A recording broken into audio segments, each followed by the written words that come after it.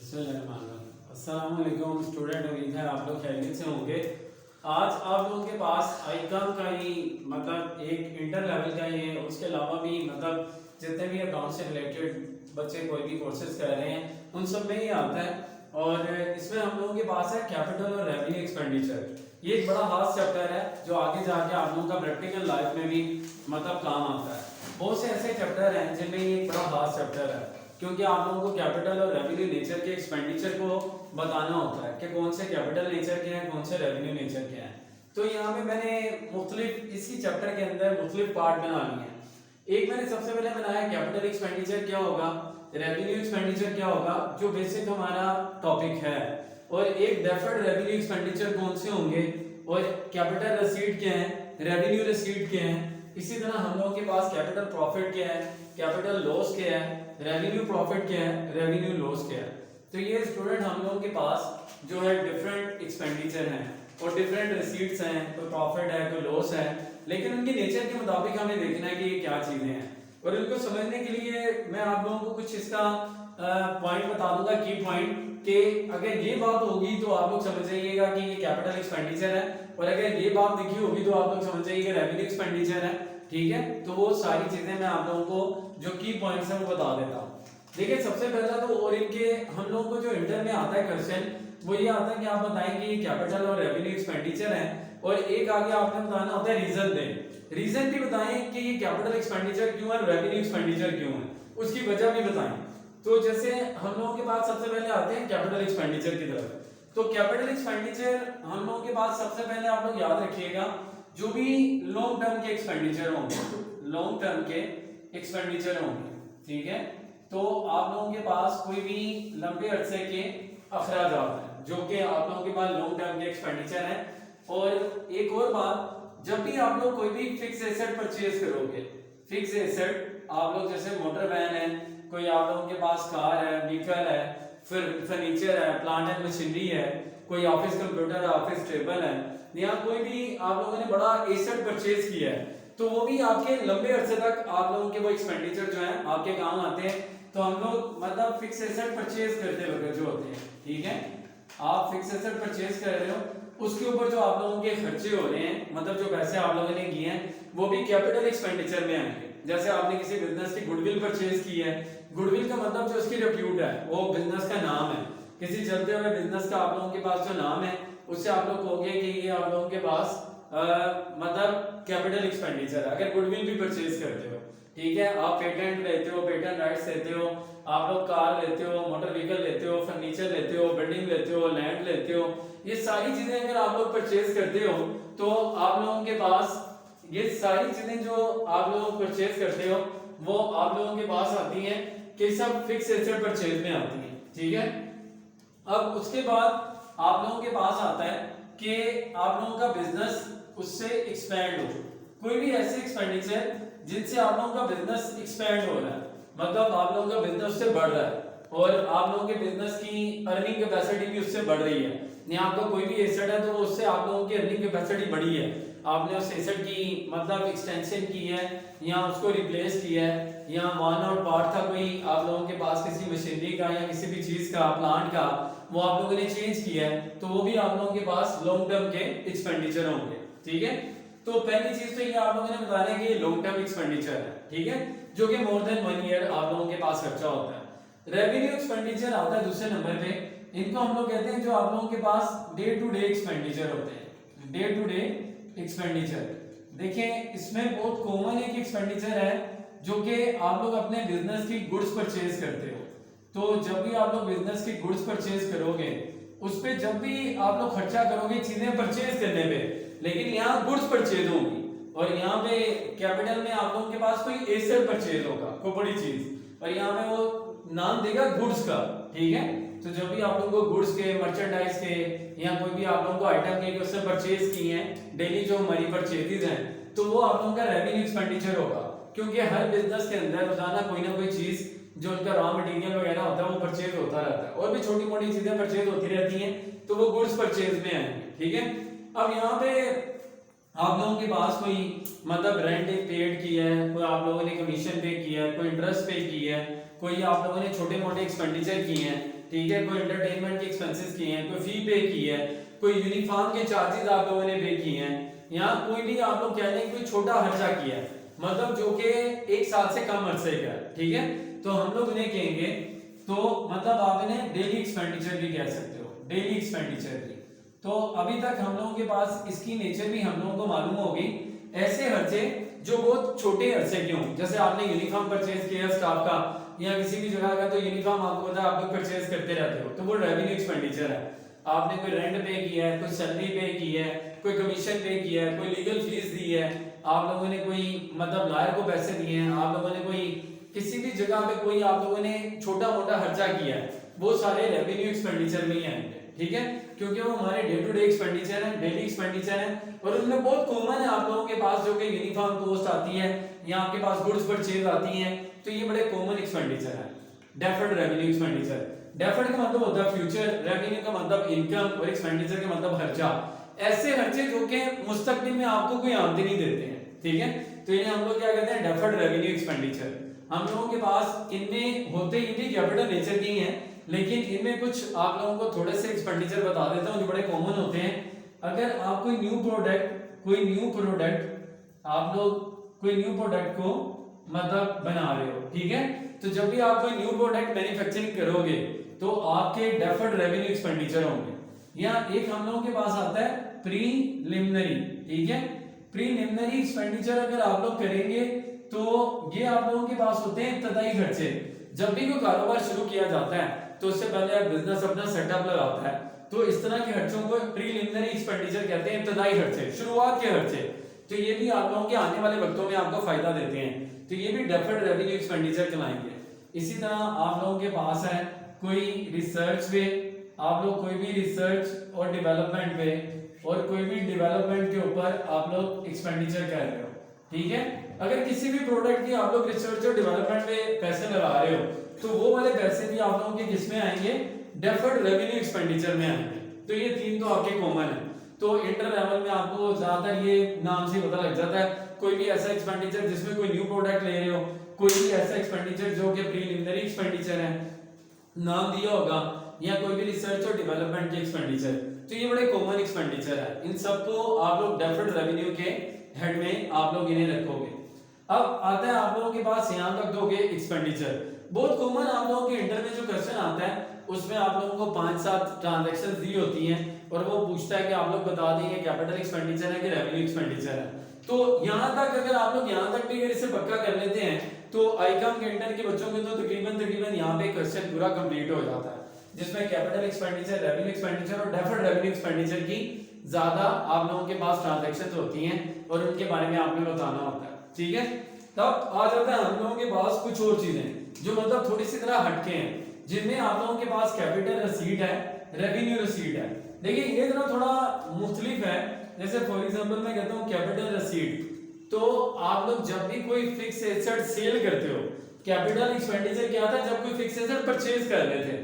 लेकिन अगर हम लोग कोई बड़ा चीज, बड़ा एसेट सेल करें तो उससे जो इनकम आती है वो आप लोगों की कैपिटल रसीद कहलाती है। तो मैं सिंपल इसे कहता हूं कि रेवेन्यू रसीद, रेवेन्यू आप लोग, या मैं कहता हूं कि जो भी आप लोगों को इनकम रिसीव हुई है, या मैं कहता हूं जी अमाउंट रिसीव हुई है, ठीक है, अमाउंट रिसीव हुई है, अमाउंट रिसीव की है आप लोगों ने, amount receive on sale of a fix asset, sale of a fix asset. आपने कोई भी फिक्स एसेट सेल किया था तो उसके ऊपर आप लोगों को जो रेवेन्यू हो रही है वो कैपिटल रसीद कहलाएगी। फॉर एग्जांपल आपने कोई मोटर वैन सेल की है तो वो पैसा कैपिटल रसीद है। आपको अमाउंट रिसीव हुई है मोटर वैन सेल करके, फर्नीचर सेल करके, प्लांट सेल करके, मशीनरी सेल करके, लैंड सेल करके, बिल्डिंग सेल करके, तो जो भी आप लोगों को पैसे हासिल होंगे कैपिटल रसीद में आएंगे। अगर मैं कैपिटल एक्सपेंडिचर की बात करूं तो वहां पे बिल्डिंग को परचेज करोगे, लैंड को परचेज करोगे, फर्नीचर को परचेज करोगे, खरीदोगे, और यहाँ पे रसीद के अंदर बेचोगे तो पैसे आप लोग रिसीव करोगे, ठीक है, ये फर्क है। और रेवेन्यू रिसीट में होगा कोई भी आप लोगों ने अमाउंट रिसीव की है गुड सेल करके, आप लोगों ने अमाउंट रिसीव की है, सिंपल आप लोगों ने अमाउंट रिसीव की है, और amount receive on good sale, मतलब आप लोगों ने कोई गुड सोल्ड की है उस पे आप लोगों ने अमाउंट रिसीव की है। देखिए आप जो भी चीजें बेचते हैं अपने बिजनेस के अंदर, जो भी गुड्स सोल्ड करते हैं, उनमें जो अमाउंट आप लोग रिसीव करेंगे वो रेवेन्यू रिसीव कहलाएगी। ठीक है, तो इसमें सिंपल यही है, amount receive on good sale या amount receive from good sale. ठीक है, तो amount receive from sale of goods, आप लोग कह सकते हो फ्रॉम गुड सेल से आप लोगों को जो चीजें बेच के अमाउंट रिसीव हुई है वो रेवेन्यू रिसीव कहलाएगी। अब हम लोगों के पास कुछ ये और थोड़े से रह गए हैं जिनमें कैपिटल प्रॉफिट है। देखिए आप लोगों ने कैपिटल प्रॉफिट होता है आप लोगों के पास लंबे अरसे का प्रॉफिट। जब भी आपने कोई एसेट सोल्ड की है तो हम लोग सिंपल इसके लिए कहते हैं profit on sale of fixed asset. आपने एक फिक्स्ड एसेट सेल किया है, उस पे आप लोगों को प्रॉफिट हुआ है, तो वो आप लोगों का क्या कहलाएगा, कैपिटल प्रॉफिट। और कैपिटल लॉस क्यों होगा कि अमाउंट, मतलब आप लोग लॉस लिख सकते हो simple, loss on sale of a fixed asset. मतलब एक फिक्स्ड एसेट को आप लोगों ने सेल किया तो उस पे लॉस हुआ है। जैसे वो ही बता देता हूँ, देखिए आप लोगों ने कार सेल की है उसके ऊपर आपको प्रॉफिट हुआ है, आपने फर्नीचर सोल्ड किया उस पर प्रॉफिट हुआ है, आपने लैंड बिल्डिंग फर्नीचर सोल्ड किया उस पर प्रॉफिट हुआ है, वो कैपिटल प्रॉफिट है। कैपिटल लॉस होगा जो आपने कोई भी मतलब एसेट, फिक्स एसेट आपने सेल किया है उस पे आपको लॉस हुआ है। जैसे आपने फर्नीचर पे लॉस हो गया उसको सेल किया है, आपको प्लांट एंड मशीनरी पे लॉस हो गया है, आपको कार पे, बिल्डिंग पे, मोटर व्हीकल पे लॉस हो गया उसकी सेल के ऊपर, तो वो कैपिटल लॉस कहलाएंगे। लास्ट टू रह गई हैं रेवेन्यू प्रॉफिट। देखें ये आप लोगों के पास प्रॉफिट होगा, मतलब जब भी आपने गुड्स सेल किए हैं तो प्रॉफिट हुआ है। प्रॉफिट ये हम लोग कहेंगे profit on sale of goods, जो आप लोगों के पास ऑर्डिनरी आप लोगों की गुड्स हैं, आप लोग उनको सेल करोगे उस पर जो प्रॉफिट होगा वो रेवेन्यू प्रॉफिट कहलाएगा। और रेवेन्यू लॉस ये आप लोगों के पास आएगा loss on sale of goods. तो आप लोगों के पास जो भी गुड्स आ रही हैं उनके ऊपर जो लॉस आ रहा है वो रेवेन्यू लॉस होगा। देखिए ये हम लोगों के पास आज का ये सिंपल एक टॉपिक था, इसके कुछ क्वेश्चन आप लोगों को करवाता हूँ अभी बुक से, तो आप लोगों को सब मतलब चीजें पता लग जाएंगी और क्वेश्चन करने का तरीका भी पता लग जाएगा। ठीक जी बच्चों, अभी मैंने आप लोगों को कैपिटल और रेवेन्यू की सब चीजें बताई थी एक्सपेंडिचर के टॉपिक की। अब इसी का मैं आप लोगों के पास पास पेपर के मैंने कहा कुछ क्वेश्चन कर लेते हैं ताकि आप लोगों को भी आइडिया हो जाएगा। और इसमें अभी हम लोगों के पास है आइकम 1 का ही पास पेपर है 2023 का, तो इसमें कुछ कैपिटल रेवेन्यू के एक्सपेंडिचर के उसने सवाल दिया हुआ है। कहते हैं state with reason whether the following are capital और रेवेन्यू एक्सपेंडिचर। 20 नंबर का लॉन्ग में सवाल आया हुआ है और क्वेश्चन नंबर 8 है। कहता है आप लोग रीजन देके बताएं कि क्या ये जो चीजें हमें दी गई हैं ये कैपिटल एक्सपेंडिचर है कि रेवेन्यू है। तो बिस्मिल्लाह करते हैं। सबसे पहला आप लोगों के पास आ रहा है, हम लोगों के पास स्टार्ट करते हैं। कहता है डेप्रिसिएशन ऑन प्लांट, के प्लांट के ऊपर आप लोगों ने डेप्रिसिएशन दी है। तो सबसे पहले तो डेप्रिसिएशन क्या होती है, जो भी वेयर एंड टेयर होता है या ग्रेजुअल डिक्रीज होती है आपके किसी भी फिक्स एसेट के अंदर। एक साल तक कोई भी एसेट आप लोगों का मतलब वो जितना उसमें मतलब कमी आती है उसे हम लोग डेप्रिसिएशन कहते हैं। जो उसके वो रनिंग एक्सपेंसेस होते हैं यूज होने की वजह से जो उसमें कमी आती है। फॉर एग्जांपल आपने एक गाड़ी ली है, वो गाड़ी एक साल तक आपकी जितनी चल गई, आपने ली कोई 40 लाख की, अब एक साल के बाद वो रह गई आपके पास 35 लाख की, 5 लाख पैसे कम हो गए, वो उसके आप लोग कह लेंगे डेप्रिसिएशन है या रनिंग एक्सपेंसेस हैं, ये कम भी हो सकते हैं। ऐसे आपने एक नया फर्नीचर लिया, अब वो एक साल के बाद पुराना हो गया, उसकी जो वैल्यू कम हुई वो डेप्रिसिएशन है। ठीक है, कोई प्लांट है, कोई मशीनरी है, कोई फर्नीचर है, कोई मोटर कार है, वो जो उनकी वैल्यू कम होती है ना उसे हम लोग डेप्रिसिएशन कहते हैं। और ये डेप्रिसिएशन हम लोग एक साल के अरसे के अंदर अंदर ही लेते हैं। ठीक है, तो इसे हम लोग क्योंकि साल के एंड पे हम लोग डेप्रिसिएशन लेते हैं इसलिए ये रेवेन्यू एक्सपेंडिचर है। मतलब आप लोग इसे कह सकते हो कि ये रेवेन्यू एक्सपेंडिचर है, रेवेन्यू एक्सपेंडिचर, क्योंकि ये आप लोगों के पास शॉर्ट टर्म एक्सपेंडिचर है। ठीक है, तो ये आप लोग सिंपल ये बता सकते हो कि डेप्रिसिएशन ऑफ, आप लिख सकते हो डेप्रिसिएशन ऑफ प्लांट, आप आगे इसके रीजन में लिख सकते हो it's a short run expenditure,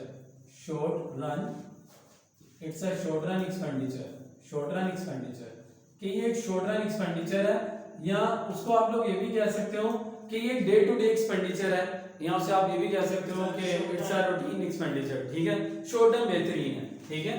अब it's a short term expenditure, पहले आप वो भी लिख सकते हो जैसे लिखा है कि depreciation of build plant is a short term expenditure, तो आप लोगों का ये एक पूरा हो जाता है। नेक्स्ट आता है आप लोगों के पास सेकंड वाला, कहता है expenses incurred on change of engine oil of business truck. एक बिजनेस का ट्रक था, उसका आपने इंजन ऑयल चेंज करवाया, तो ये रेवेन्यू होगा कि कैपिटल होगा?